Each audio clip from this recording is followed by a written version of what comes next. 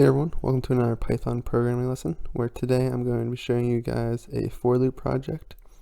So for the project I'm going to have a list of numbers from 0 to 9, and the overall scope of the project is going to be looping through each element, and then from each element we're going to determine whether that number is an even or an odd, and then append that number to a list, whether that's odd or evens.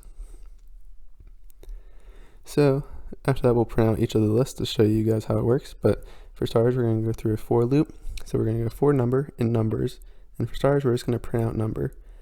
So from that, we'll print out each element in a new line all the way from 0 to 9. However, this isn't how we're going to structure it. We're just going to show you how, this is just to show you how the for loops work. I'm going to do an if number mod 2 is equal to 0, meaning there's no remainders left if you divide it by 2. It's going to append that number to the evens list.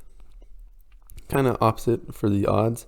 If number mod 2 is not equal to 0, we're going to append that number to the odds list.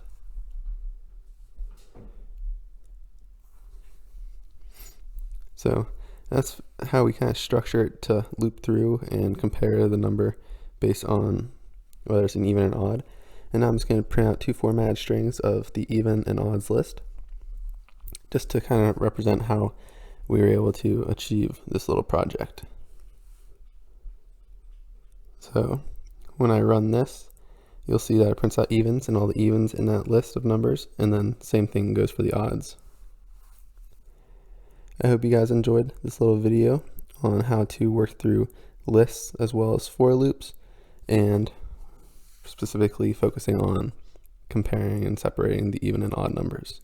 Make sure to like and subscribe for more.